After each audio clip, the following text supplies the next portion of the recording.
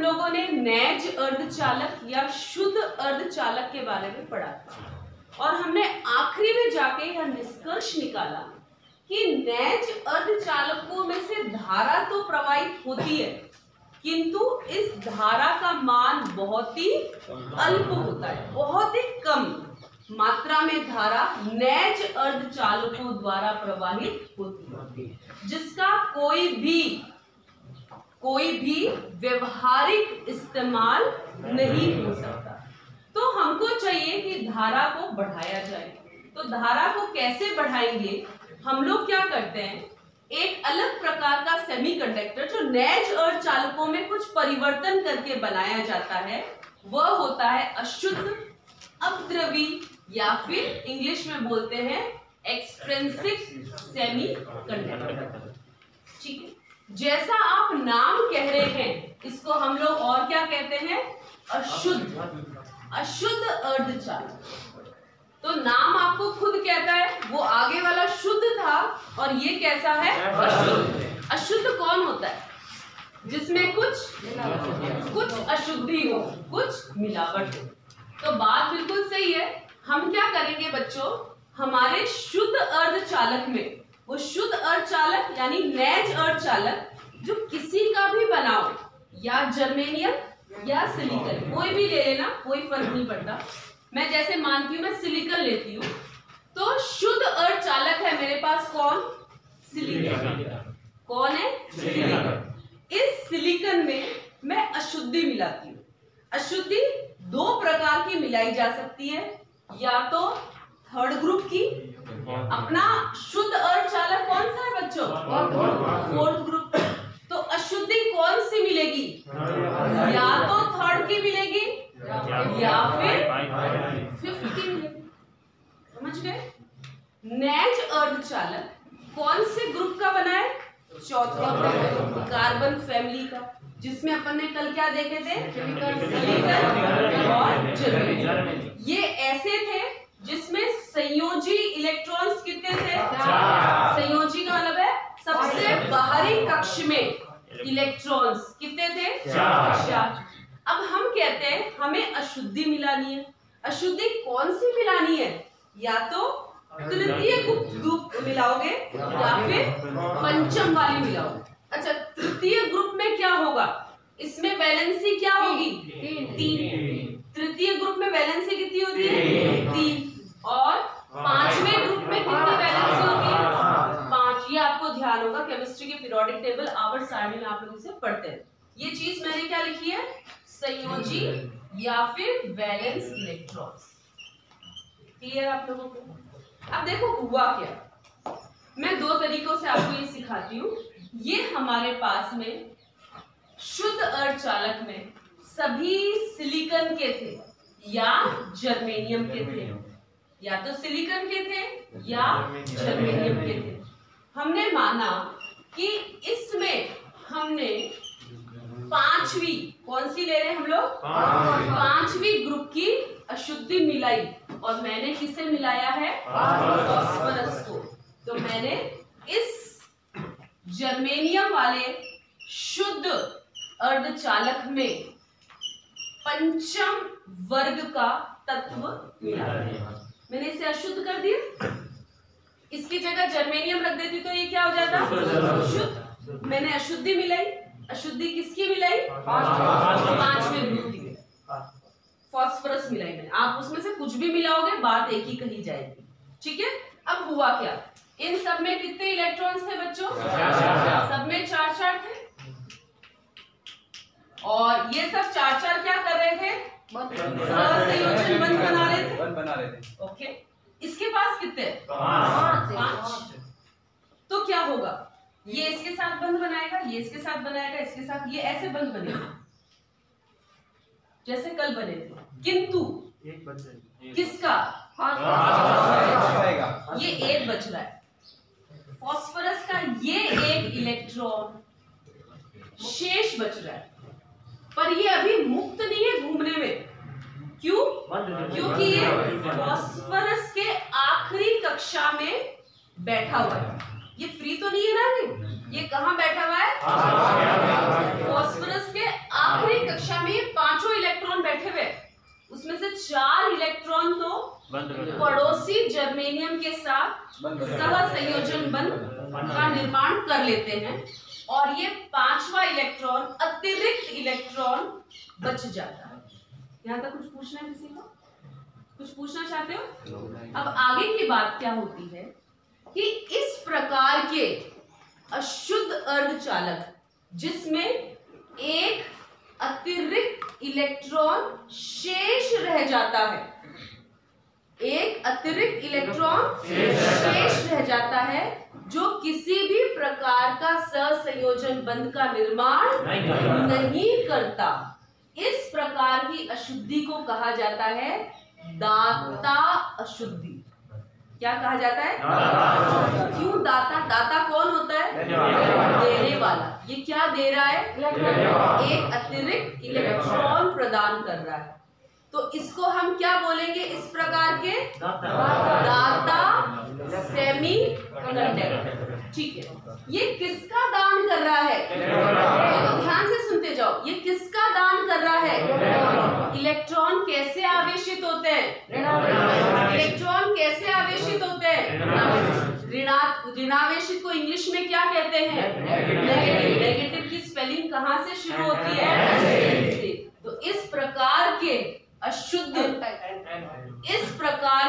अशुद्ध अर्धचालक को एन प्रकार का सेमीकंडक्टर या दाता सेमीकंडक्टर कहा जाता है।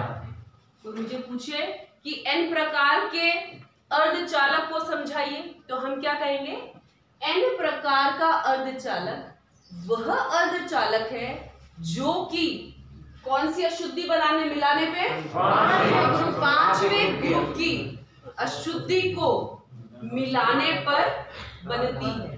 जब हम पांचवें ग्रुप की अशुद्धि मिलाते हैं तो हमारे पास एक अतिरिक्त इलेक्ट्रॉन शेष रह जाता है जो अपने आसपास के किसी भी जर्मेनियम या सिलिकॉन के तत्व के साथ सहसंयोजी बंध नहीं बनाता है। यहाँ पे क्या रह जाता है? अतिरिक्त इलेक्ट्रॉन। किंतु याद रहे यह इलेक्ट्रॉन अभी मुक्त नहीं है, ये आखिरी ऑर्बिट में बैठा हुआ है और इस फास्फोरस के साथ बंधा हुआ है, किंतु यह इलेक्ट्रॉन अतिरिक्त है, एक्स्ट्रा है। इस वजह से इसका नाम क्या है? दाता। इसलिए इसको क्या कहा गया? दाता अर्धचालक, क्योंकि इसने इलेक्ट्रॉन का दान किया है और इलेक्ट्रॉन कैसा आवेशित है? यानी नेगेटिव। इसलिए इसका नाम क्या है? एन प्रकार का अर्धचालक। यहाँ तक क्लियर है बात? अब देखिए, अब हम लोग कहते हैं कि ये इलेक्ट्रॉन अभी मुक्त नहीं है, किंतु यह इलेक्ट्रॉन, आप खुद सोचो, आप सोचो अगर इस इलेक्ट्रॉन को मुक्त होने के लिए एक इलेक्ट्रॉन वोल्ट की जरूरत है। किसको? ये जो बंध से बंधा हुआ है। मैं तो उदाहरण लेगी बस। अगर ये इलेक्ट्रॉन बंध से निकलने के लिए या मुक्त होने के लिए एक इलेक्ट्रॉन वोल्ट की ऊर्जा चाहता है, तो इस इलेक्ट्रॉन को आप क्या मानते हैं? ज्यादा ऊर्जा चाहिएगी, उतनी ही चाहिएगी या कम ऊर्जा चाहिएगी मुक्त होने के लिए? कम चाहिए। कारण ये बंध से बंधा हुआ नहीं है। तो हम क्या देखते हैं? बहुत ही हल्की सी, लगभग 0.01 इलेक्ट्रॉन वोल्ट। कितनी? लगभग 0.01 इलेक्ट्रॉन वोल्ट ऊर्जा देने पर ही यह अतिरिक्त इलेक्ट्रॉन मुक्त हो जाता है। इस इलेक्ट्रॉन को मुक्त होने के लिए कितनी ऊर्जा चाहिए? एक इलेक्ट्रॉन। खैर वो डिपेंड करती है, आपने क्या उदाहरण लिया, जैसे मैंने आपको बताया है कल भी, जर्मेनियम के लिए 0.72 चाहिए और सिलिकॉन के लिए 1. लमसम में बात करूं तो लगभग कितनी चाहिए? 1. अगर मैं जर्मेनियम की बात करूं तो मुझे कितनी चाहिए? 0.72। देखो समझो, इस इलेक्ट्रॉन को मुक्त होने के लिए 0.72 इलेक्ट्रॉन वोल्ट चाहिए। इस इलेक्ट्रॉन को मुक्त होने के लिए 0.01 इलेक्ट्रॉन वोल्ट चाहिए। तो कम कौन सी है दोनों में से? 0.01। याद रही बात? बहुत इंपॉर्टेंट बात सुनने जा रहे हो, बहुत ध्यान से सुनो। जब यह इलेक्ट्रॉन मुक्त होता है, कौन सा? पांचवा, तो ये कोटर निर्माण नहीं करता। ध्यान से सुनो। जब यह पांचवा अतिरिक्त इलेक्ट्रॉन अपनी जगह छोड़ेगा, मुक्त होगा, तो इसकी जगह धनात्मक आयन ले लेता है। और यह कैसा होता है? स्थिर। कैसा होता है? स्थिर। वापस सुनो। जब पांचवा अतिरिक्त इलेक्ट्रॉन को 0.01 इलेक्ट्रॉन वोल्ट ऊर्जा देने पर वह मुक्त होता है, तो वह अपने स्थान पर क्या छोड़ता है? धनात्मक स्थिर आयन। धनात्मक स्थिर आयन। बात समझिए। अब ये इलेक्ट्रॉन मुक्त हो गया। मुक्त हो गया। अगर आपने ऊर्जा 0.72 इलेक्ट्रॉन वोल्ट या इससे अधिक दी होती तो कोई बंध भी टूटता। बंध टूटने के साथ में यह इलेक्ट्रॉन भी मुक्त हो जाता। जब बंध से बंधा इलेक्ट्रॉन मुक्त होता है तो कोटर का निर्माण होता है। यह कोटर और मुक्त इलेक्ट्रॉन्स, भले ये हो या ये सभी आवेश वाहक होते हैं। यानी कि आपके कोटर भी आवेश वाहक है और इलेक्ट्रॉन्स भी आवेश वाहक है, किंतु यह आयन स्थिर है, गतिशील नहीं है, तो ये आवेश वाहक नहीं है। यहां तक बात समझ है? अब आगे सुनो। तो आप इस चित्र को देख के बताओ। मैंने कल कहा नेज अर्धचालक में इलेक्ट्रॉन्स यानी मुक्त इलेक्ट्रॉन्स और कोटरों की संख्या समान होती है। कल मैंने बात कही कि नेज अर्धचालकों में मुक्त इलेक्ट्रॉन्स और कोटरों की संख्या समान होती है। यहां देख के थोड़ा सा मुझे बताओ, हमारा N प्रकार का अर्धचालक, क्या कोटरों की संख्या और मुक्त इलेक्ट्रॉन की संख्या समान होगी? नहीं। किसी को डाउट है तो आराम से पूछे, इसी पे सब आधारित है। आगे होगी? नहीं होगी। कौन ज्यादा और कौन कम? तो हम देखते हैं N प्रकार के अर्धचालकों में इलेक्ट्रॉन्स की संख्या होल की संख्या से बहुत अधिक होती है। या इसको दूसरी भाषा में हम यह कह सकते हैं कि N प्रकार के अर्धचालकों में इलेक्ट्रॉन्स बहुसंख्यक और होल्स या कोटर अल्पसंख्यक आवेश वाहक होते हैं। मेरा एक और सवाल सबसे, नेज अर्धचालक उदासीन था। उदासीन समझते हो? जितना प्लस उतना माइनस, क्योंकि जितने इलेक्ट्रॉन्स उतने। अब तो मुझे इस चित्र को देख के बताओ, क्या तुम्हारा N प्रकार का अर्धचालक भी उदासीन है? है? नहीं है? कितने कहते हैं नहीं है?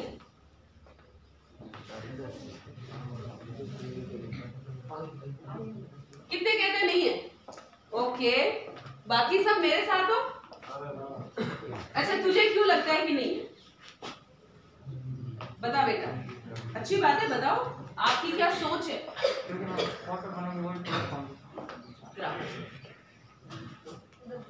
क्यों नहीं है? आंसर देना चाहता है? सोच कर बताओ ना, क्या सोचा है? कुछ तो बोलो मैम। क्योंकि उधर आपने कोटर की ऊपर पांचवा इलेक्ट्रॉन मुक्त अंत में मुझे ऋणात्मक चिन्ह धनात्मक चिन्ह। हाँ, तो हाँ पूरी बात बोल। हाँ आ गया धनात्मक चिन्ह, आगे आगे कोटर नहीं बना, ठीक है। तो क्या बना?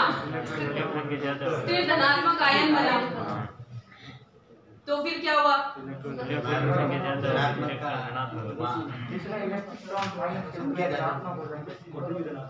बिल्कुल सही, बिल्कुल सही, बिल्कुल सही। और बोलो कितने कहते चलो उदासीन है, बाकी क्या हो, न्यूट्रल हो गया। दिनेश कहता है, तू कहता है, चलो दिनेश बताएगा मैं क्यों उदासीन है। देखो सुनो ध्यान से, आपसे पूछूंगी मैं जवाब।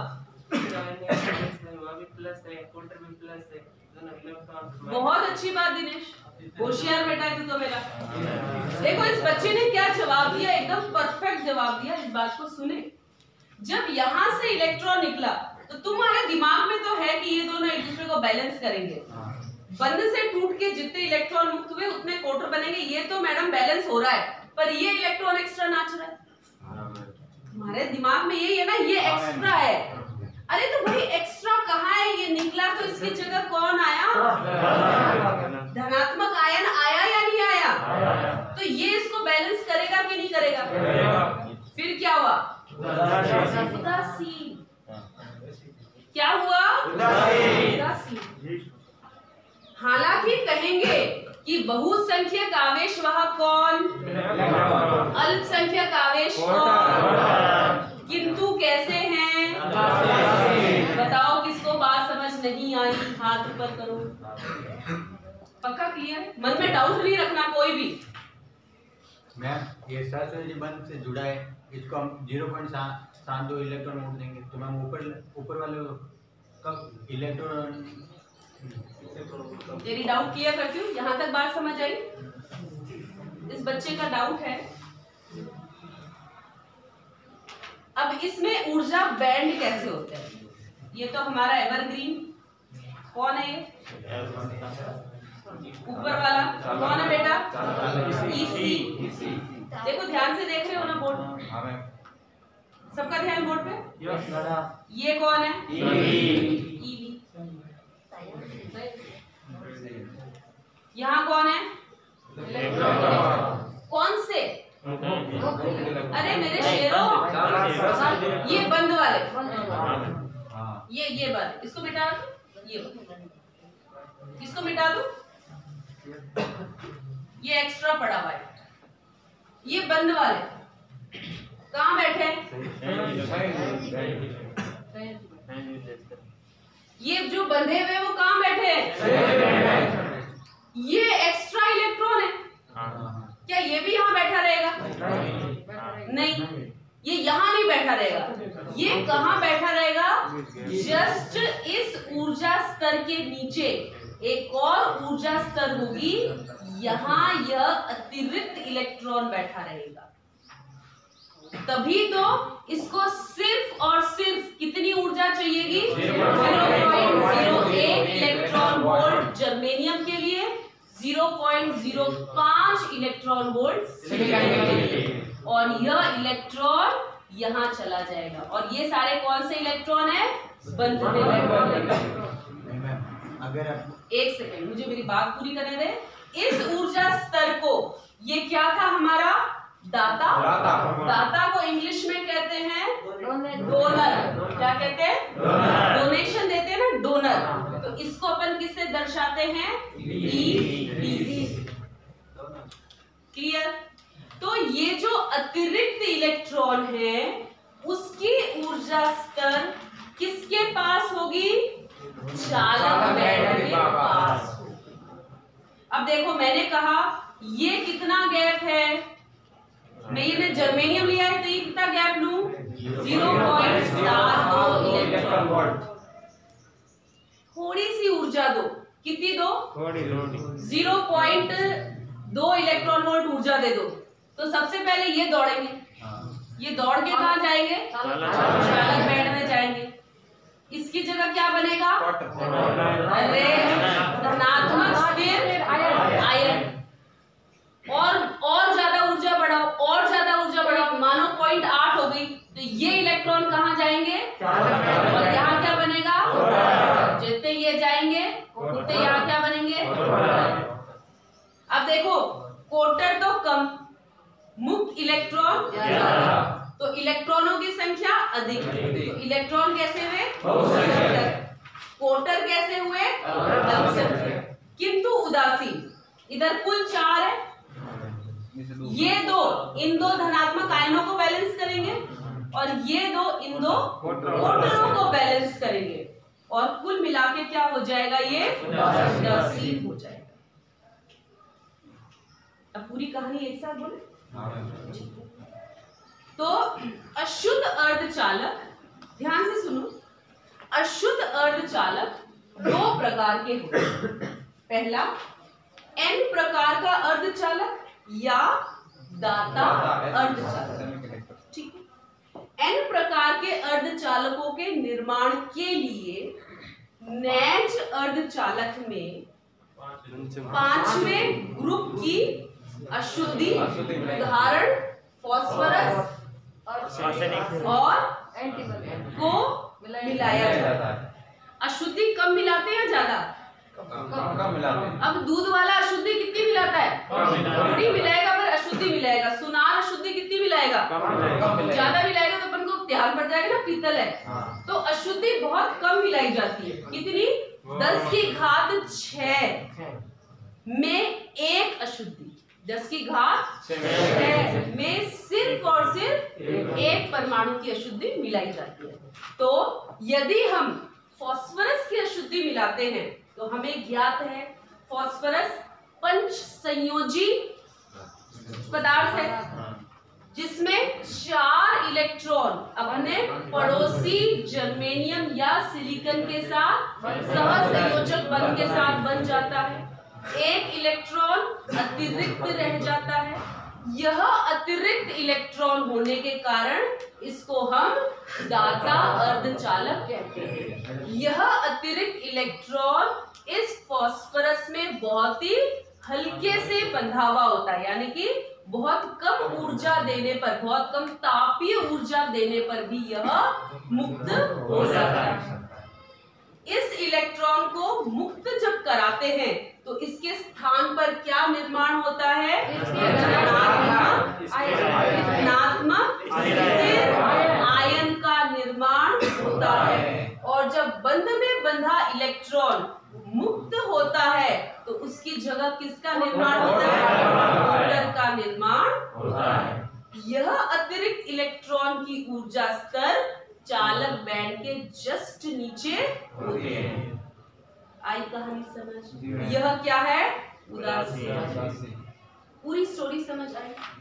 बिल्कुल इसका उल्टा हम बोलेंगे पी प्रकार का अर्धचालक, बिल्कुल इसका उल्टा होता है।